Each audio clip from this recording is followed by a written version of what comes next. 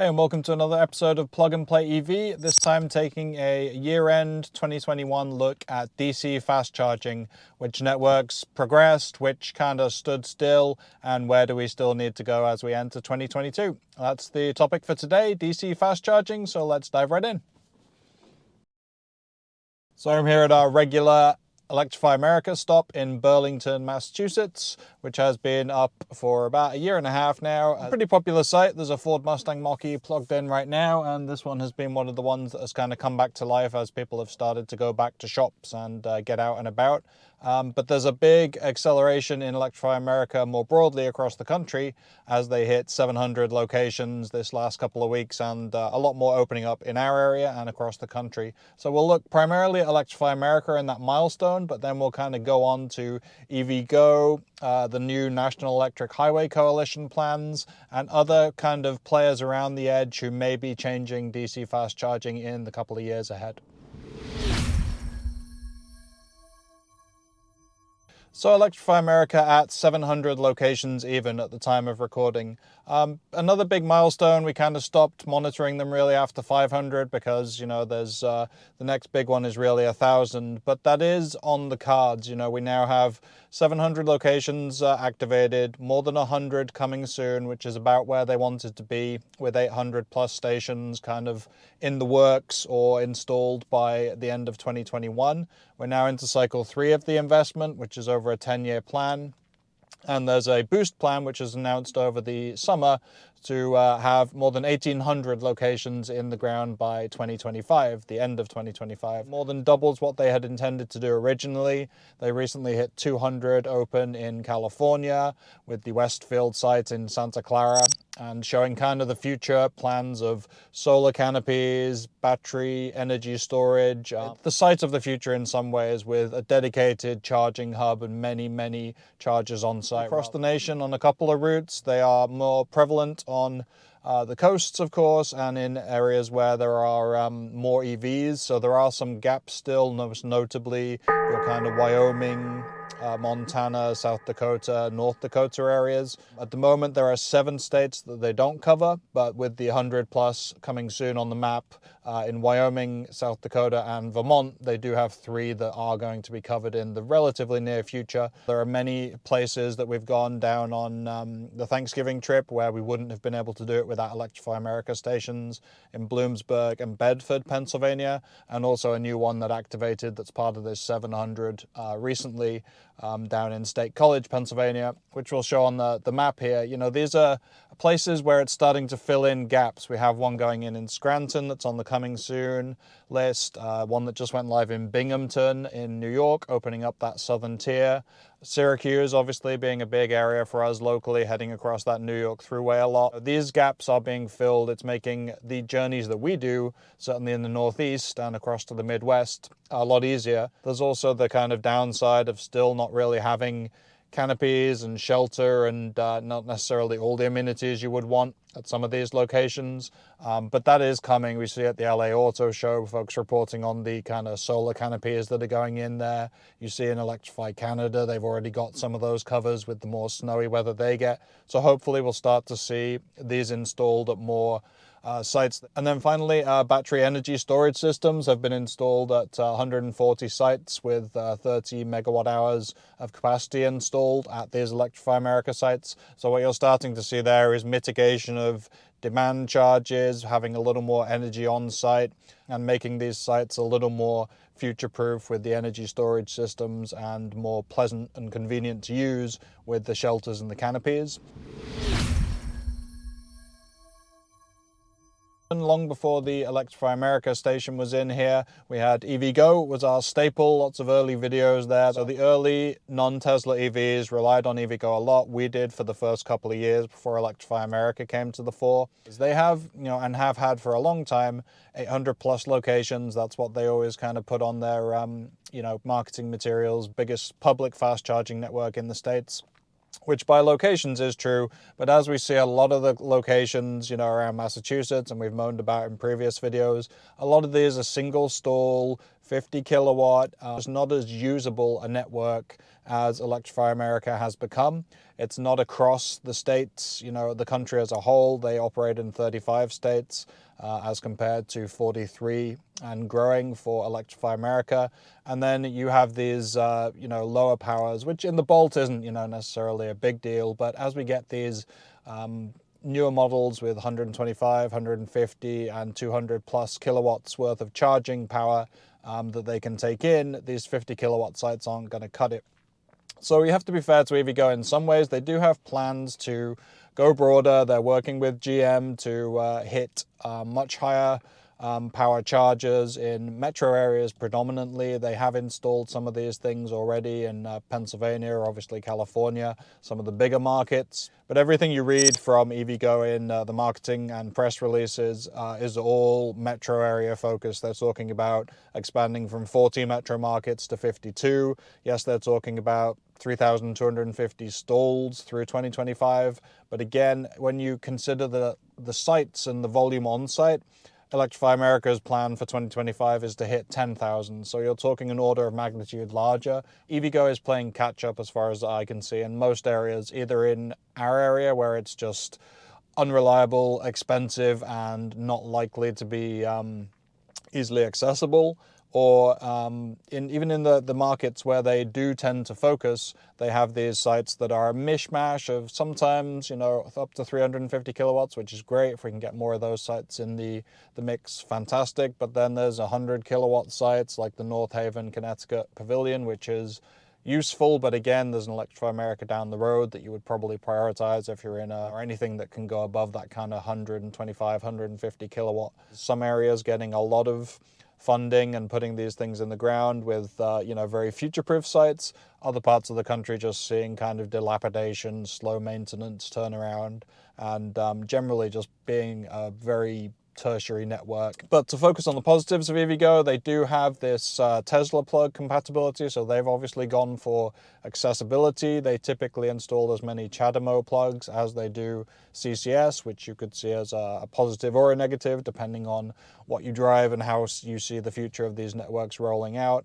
They do commit to 100% renewable energy. Again, these are all positive things. Their Delta stations that we looked at in North Haven, Connecticut have the simultaneous charging feature, which would be interested to see. And obviously these partnerships with GM, both kind of hinting at the future a lot more than delivering it right now. But, certainly as the Ultium, Cadillac Lyriq, Hummer EV, and Chevy Silverado EV, those kind of vehicles come out, you'll want to see those 350 kilowatt sites and Ultium ready badging on them for EVgo. So you can probably expect to see GM doing a lot of promotions with EVgo as to free charging, charging credits, whatever they choose to do.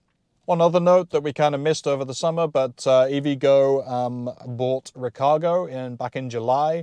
The most common thing that EV owners will know them for is PlugShare and being behind that app. So you have EVgo, as the parent company to PlugShare's million plus users and all the data therein. How they will use it, what they'll choose to do with it, we don't know. But potentially there could be some kind of data analysis done there with EVgo using some of the money that starts to flow in from various different sources, private and public, to identify gaps, whether it's making metro charging much easier or expanding into metro markets that haven't really, been well served by other providers. It'll be some potential for them to fill gaps. So not all negatives. For the most part, they are in the areas where they are focusing. They're doing the job. They're trying to upgrade. And, any new hardware that's future-proofed is a positive, whether it's in my area or not.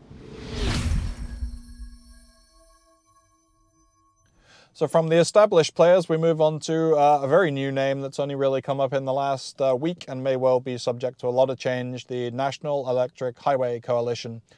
So this is a group of 50 plus utilities that are involved in various guises who by the end of 2023 have plans to set up electric vehicle charging across what they call major US travel corridors. When you look at the maps, which I'll put up here, they're much more focused on getting across the country in the areas that these utilities serve, which are, it's a good portion of the country, but there are still some notable gaps up in the Dakotas, some of the plains states, and areas of the Northeast here that aren't covered as well as you would hope. And seeing as some of those are already kind of overlooked states, that could be a problem, when as we start to talk about disparities in the network, where EVs can grow and where they can't.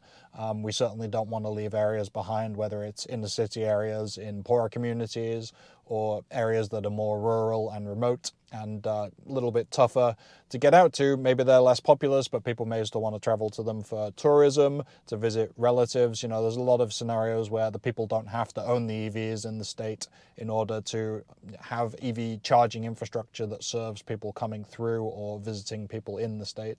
And 2023 is still far enough off that you could say this is all still kind of vaporware. Whether it will stay the National Electric Highway Coalition or not, we do not know, but it's going to be DC fast charging. It's going to be within the next couple of years if it goes to plan, so definitely one to keep an eye on. So what does that leave? I mean, obviously the 800-pound gorilla in the room is the Tesla supercharger network, which we don't typically talk about in terms of public charging because, we can't use it and it's kind of a walled garden at the moment. But you definitely see the first signs now of both crossovers happening. Once Tesla has an official CCS charger, and if it can do power, that is 100, 150 kilowatts, that starts to become a very attractive piece of kit to have. CHAdeMO is as a whole likely to kind of fade away a little bit over the coming years. So you can see them aligning to CCS and the option of having their Tesla drivers be able to use the CCS network as well. The other side of that would be non-Tesla vehicles getting into the supercharger network. Obviously, that's still very early days yet. There is a pilot over in Europe, in Netherlands, where a handful of sites have opened up, and within hours, you see people charging and all the kind of fallout that comes from that.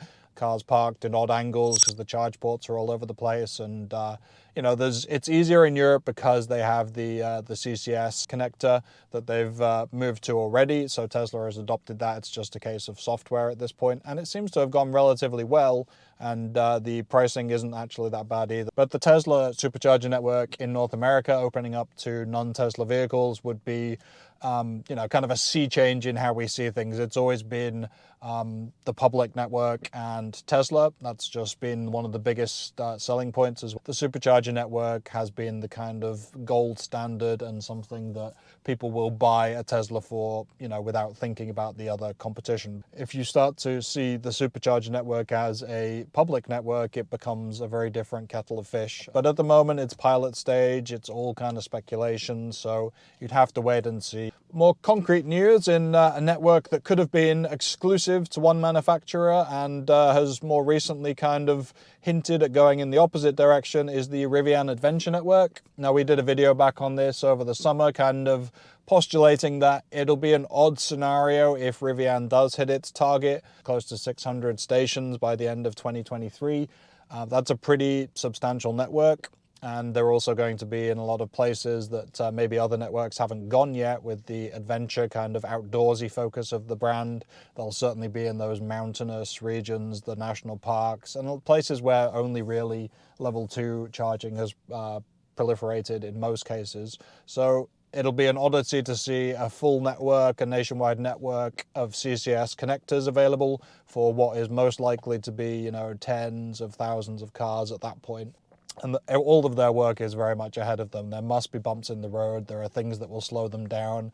So the recent talk in a lot of after the IPO of Rivian is that it'll be exclusive initially. So that Rivian Adventure Network, by the sounds of it, is going to open up to all vehicles at some point, which makes sense. It's a revenue stream they can take. They're going to use the CCS standard, so it's not going to be anything more than opening up via software.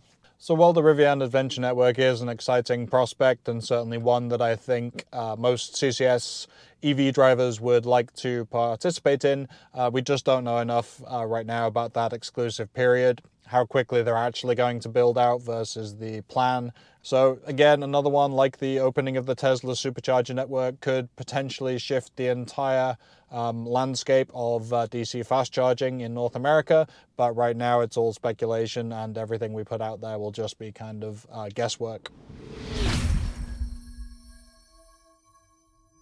And then finally on DC fast charging in 2021 and beyond, a topic close to our hearts, as you'll have seen with the recent Evolve New York update and all the videos we've done on that network through the course of its first years, state level charging networks. So these have been kind of, I wouldn't say overlooked, but it's something that is obviously localized and you only really see it if you travel in those areas. So you can take the Evolve New York network as one example that has bridged gaps in places that have otherwise been kind of overlooked, certainly the Adirondacks, that kind of thing. And then also the teething problems, the growing pains that these networks have. But they have provided these crucial locations. Michigan's a good example again. Then North Dakota, South Dakota, places that otherwise would not have, or now have this ability to travel across the states because of the investment that the local governments have made with either their Dieselgate funds in a lot of cases. Electrify America just hasn't gone that far north. They have no presence in Vermont yet. They have a very limited presence in Maine and New Hampshire, which is mostly in the south of the state where the bigger towns are. So you don't really see a lot of that, and if the state level networks have failed to interject and kind of put that money in the places that need it, they are starting to fall behind.